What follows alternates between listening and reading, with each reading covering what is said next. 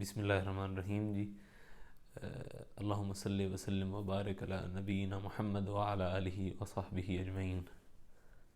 معزز سامعین، آج جو ایک مسئلہ سمجھ لیں، ایک موضوع سمجھ لیں، وہ لے کر آپ کی خدمت میں حاضر ہوا ہوں. کافی عرصے کے بعد ایک کوئی ویڈیو جو سمجھیں کہ میری تجویز ویڈیو کی صورت میں پیش کر رہا ہوں.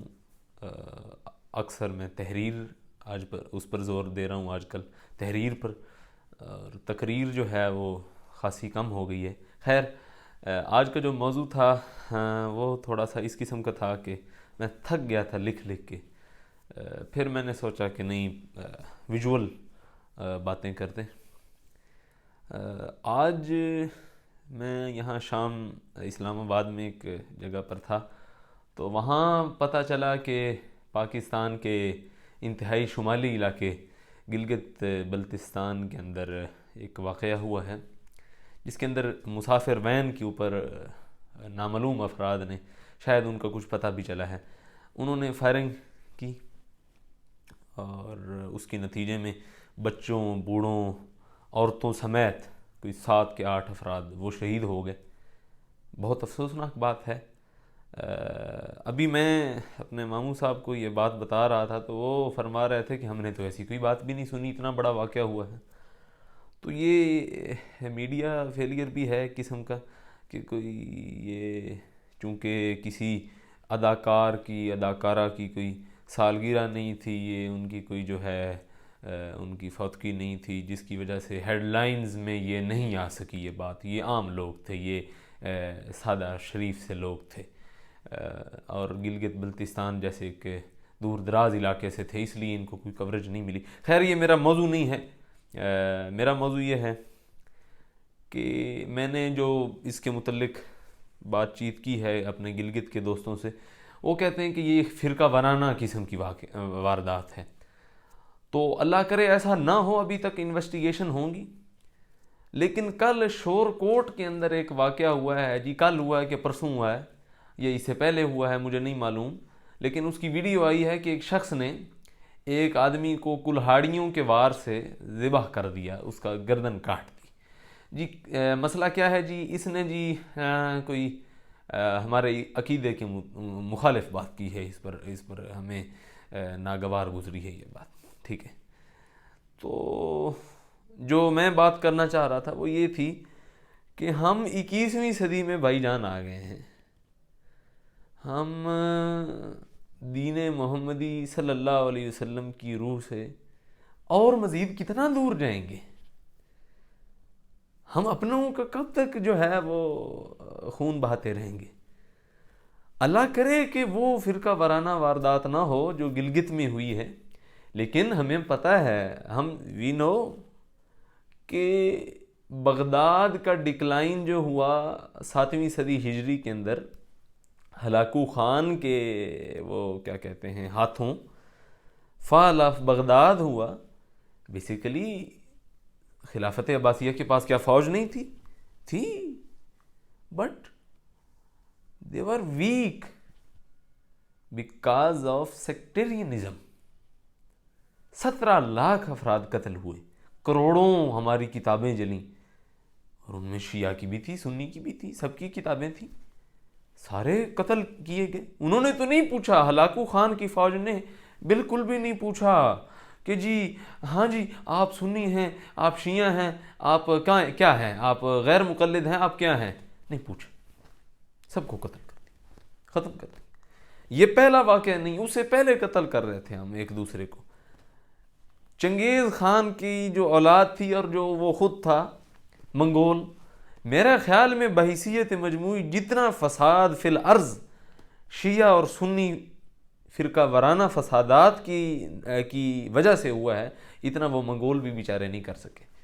ظالم بہت تھے وہ، لیکن جو ظلم ڈھائے گئے ہیں، جو انسانیت کو تکلیف دی گئی ہے، وہ اسلام میں، مسلمانوں کی تاریخ میں سب سے زیادہ فرقہ واریت کی وجہ سے. میں دوبارہ کہہ رہا ہوں، ہو سکتا ہے کہ وہ واقعہ جو ہوا ہے، مجھے اس پر کوئی اشتعال نہیں آیا بیٹھا، مجھے اس پر کوئی اشتعال نہیں ہے، ہو سکتا ہے کہ وہ کسی اور وجہ سے ہو، یا وہاں کے ایک جو رسمی حکومتی ایک ترجمان ہیں انہوں نے فوراً جناب وہ ایک بیان بھی جاری کر دیا ہے، جس طرح ہم کرتے ہیں کہ جی بہت مذمت کرتے ہیں ہم، جی بہت اس کی مذمت کرتے ہیں، جی یہ جو ہے نا یہ کوئی گھریلو واقعہ ہے، جی لا علمی without any investigation, without any research they claim it. But خیر میرا یہ موضوع نہیں ہے. بہرحال بات اب یہ ہے جو بتانے کی ہے کہ ہم دونوں کو، شیعہ اور سنی کو دیکھنا چاہیے کہ ہم بیسیکلی قرآن جیسے فرماتا ہے تعالوا الی کلمۃ سواء بیننا و بینکم، یہود و نصارہ کو بھی جب اللہ تعالیٰ کے رسول کو حکم دیا گیا کہ ان کو آپ نے کس طرح اپنی طرف لانا، تو فرمایا کہ انہیں بلاؤ تعالوا الی کلمۃ سواء بیننا و بینکم، انہیں بلاؤ اس بنیاد پر آن دا بیسس آف جو چیزیں مشترک ہیں، جو چیزیں on the basis of common things between them and us, ان کے اور ہمارے درمیان جو کامن چیزیں ہیں ان پر ان کو دعوت دو. تو یہود و نصارہ کو اپنی طرف بلانے کا رب تعالیٰ نے اپنے نبی کو جو حکم دیا ہے وہ کیا دیا ہے؟ وہ دیا ہے کہ ان کو یہاں سے شروع نہیں کرنا کہ تم حضرت عیسیٰ کو اللہ کا بیٹا مانتے ہو، یہاں سے بات نہیں شروع کرنی، بات یہاں سے شروع کرنی ہے جو ان میں اور تم میں بات مشترک ہو. تو ہم اگر اپنے فرقے کی، اپنے مسلک کی اگر ترویج چاہتے ہیں، حالانکہ اس قسم کی کوئی کام کرنے کی ضرورت نہیں ہے، لیکن ہم چاہتے ہیں ایک دوسرے کو اگر ہم نے نمبرز میں مار دینی ہے تو ہمیں اسی فارمولے پر آنا چاہیے، ہمیں اختلاف کو سکپ کرنا چاہیے، جو ہمارے درمیان کامن چیزیں ہیں ان کو دیکھیں، ان پر ڈسکشن ہو، ان پر فروٹفل قسم کی مہذب قسم کی ڈیبیٹس ہوں، یہ ٹھیک ہے. اب دیکھیں میرے آباء و اجداد میں سے حضرت مولانا محمد نافع صاحب رحمۃ اللہ علیہ ہوئے ہیں، انہوں نے کتاب لکھی رحماء بینہم، صحابہ کرام کا دفاع کیا. اب وہ ساری کتاب پڑھ لیں، اس میں ایک جملہ بھی اشتعال آمیز نہیں ہے، ایک جملہ بھی ہرٹ نہیں کرتا کسی کی بے دل کو. بے شک انہوں نے اپنا موقف بیان کیا ہے، انہوں نے اپنا نظریہ بیان کیا ہے، اسے ثابت کرنے کی علمی طریقے کے ساتھ کوشش کی ہے، لیکن انہوں نے کسی کو گالی نہیں دی، کسی کو جناب یہ نہیں لکھ دیا کہ جس کے ہاتھ میں کلہاڑی آئے اور کوئی جناب شیعہ کو سنی ملے یا سنی کو شیعہ ملے وہ اس کا گلا کاٹ دے. جی نہیں، یہ حکم تو مشرکین کے بارے میں بھی نہیں ہے. اور ہم بنا سوچے سمجھے، ان بچوں کو پتا تھا کہ جو ہے امامت علی کیا ہے، ان بچوں کو پتا تھا کہ خلافت صدیق اکبر کیا ہے؟ نہیں پتا. جو وہاں شہید کر دیے گئے اور ہزاروں بچے شہید کیے گئے، ایک وہ تو نہیں شہید ہوئے فرقہ وارانہ بنیاد پر. انہیں دیکھیں کوئی جوان جسے پتہ بھی ہے یہ معیار نہیں ہے، آپ نے اختلاف کرنا ہے نا، اختلاف کے طریقے ہیں. قرآن اختلاف کا طریقہ سمجھاتا ہے، قرآن کہتا ہے تم نے ڈیبیٹ کرنی ہے تو ادعو الی سبیل ربک بالحکمت والموعظۃ الحسنہ، اپنے رب کے رستے کی طرف بلاؤ تو کس کے ساتھ؟ حکمت کے ساتھ، موعظہ حسنہ کے ساتھ، اچھی بات کے ساتھ، نصیحت کے ساتھ. لیکن ہم کیسے چاہتے ہیں؟ ہم چاہتے ہیں گولی کے ذریعے، ہم چاہتے ہیں ہمارے پاس ہتھیار ہو، اگلے بندے کی گردن ہو، ہم کہیں مانو، وہ مانے تو ٹھیک، نہ مانے تو اس کا رگے جان کاٹ دو. ہمارے یہ نظریات ہیں. حالانکہ میں یہ ثابت کر سکتا ہوں، میرا علم بڑا ناقص ہے، میں عالم ہونے کا کبھی بھی دعویٰ، میں تو طالب علم ہوں، اور کوئی بھی عالم نہیں ہوتا، سارے طالب علم ہوتے ہیں، میری تو کوئی حیثیت ہی نہیں ہے. لیکن میں یہ کم از کم بات ثابت کر سکتا ہوں کہ اسلام کی تبلیغ، صحابہ کرام کا جو طرز عمل تھا وہ یہ نہیں تھا کہ اپنی طرف بلانا ہو تو تلوار گلے پر رکھ کے بلانا ہے. نہیں، لا اکراہ فی الدین. دین کو قبول کرنے میں کوئی جو ہے جبر نہیں ہے, کوئی تنگی نہیں ہے, کوئی بائنڈنگز نہیں ہے, کوئی باؤنڈ نہیں کر سکتا کسی کو کہ بھئی. رب تعالیٰ فرماتا ہے فمن شاء فلیؤمن فمن شاء فلیکفر انا اعتدنا للظالمین نارا.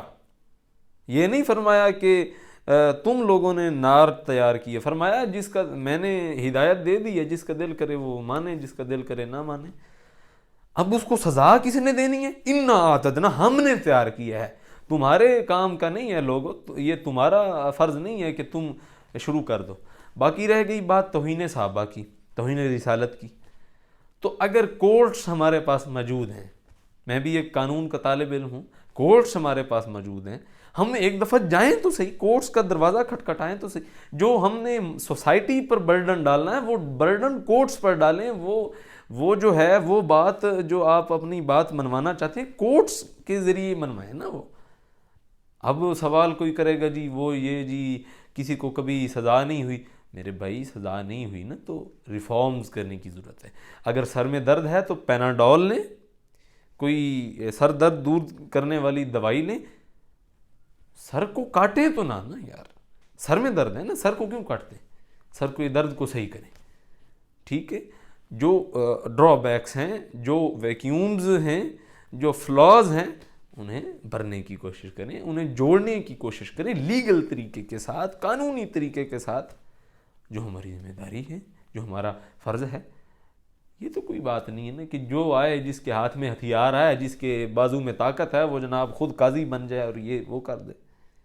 رسول اللہ صلی اللہ علیہ وسلم کی زندگی, آپ کے صحابہ کرام کی زندگی, آپ کے اہل بیت کی زندگی اس چیز سے عبارت. حضرت علی کا آپ کو پتہ ہے, یہ آج وہ الزام لگ رہا ہے کہ ہمارے اہل تشیع بھائیوں کی طرف سے یہ بات ہوئی ہے, تو ان کی خدمت میں عرض کروں گا, حضرت علی رضی اللہ تعالیٰ عنہ, حضرت مولا علی کرم اللہ وجہ الکریم, آپ نے جو آپ کا وہ ملعون جس نے آپ پر ضرب لگائی تھی مسجد کوفہ میں, اس کے بارے میں کیا جوریسڈکشن دی تھی, کیا حکم دیا تھا, کیا ورڈکٹ دیا تھا؟ آپ, وہ ہمارے لیے پریسیڈنٹ ہے, قانون جاننے والے لوگ سمجھ سکتے ہیں, وہ ہمارے لیے پریسیڈنٹ ہے. آپ نے فرمایا تھا کہ جب تک میری موت واقع نہیں ہوتی, اور موت تو وہ تو دیکھ رہے تھے کہ بڑا کام خراب تھا, اسے کچھ بھی نہیں کہنا, اسے نرم بستر پر سلانا.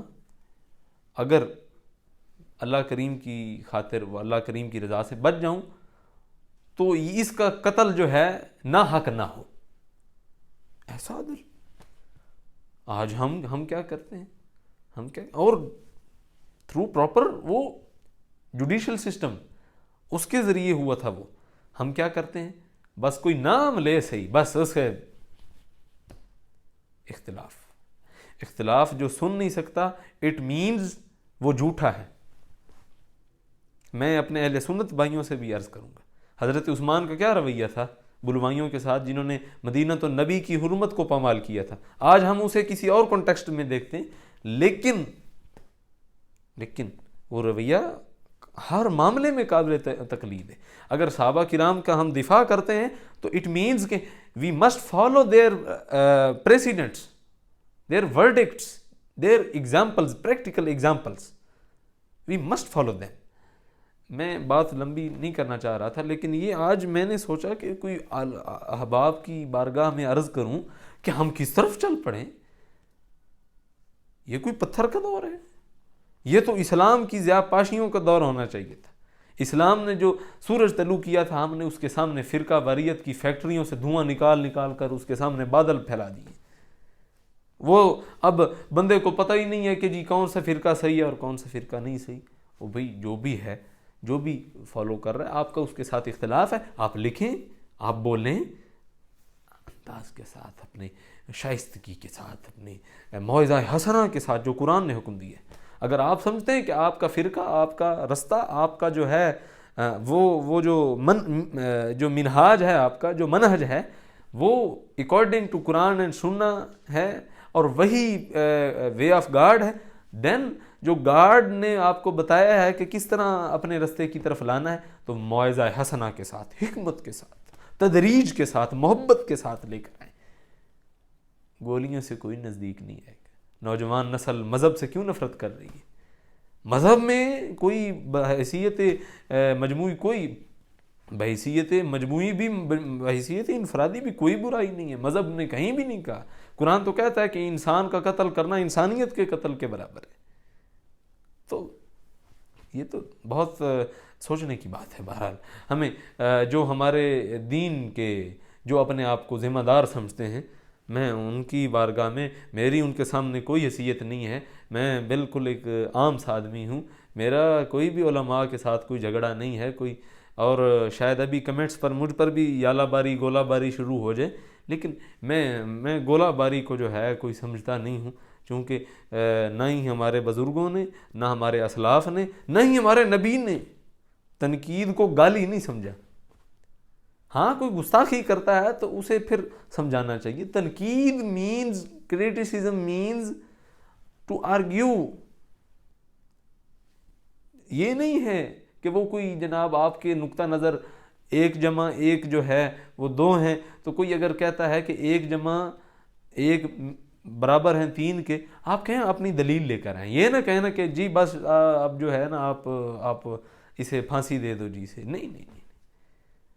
ہاں اگر طریقہ کار ہے اس کے ساتھ چلنا چاہیے. اللہ تعالی ہمیں آپ سب کو اس فرقہ واریت سے، جس کے متعلق میرے رب نے فرمایا ہے کہ جو لوگ فرقہ واریت میں پڑ گئے، ان الذین فرقوا دینہم وکانوا شیعا، جنہوں نے دین میں فرقے بنائے، جنہوں نے دین میں تفریقیں کی، جنہوں نے دین کو ٹکڑے ٹکڑے کر دیا، نفرتیں بھر دیں، گروہ گروہ ہو گئے، لست منہم فی شیء، حضور نبی آپ کا ان کے ساتھ کوئی تعلق نہیں. یہ قرآن ہے، میں نہیں کہہ رہا. فقہی مذاہب کا ہونا، فقہی اختلافات کا ہونا، it doesn't means کہ it is sectarianism. It is humbly and lovingly arguments and only اختلاف. یہ اختلاف ہے، علمی اختلاف ہے. ٹھیک ہے، تو اس لیے میں عرض کروں گا تمام احباب سے کہ ہمیں چاہیے کہ ہم علمی اختلاف کی طرف جائیں.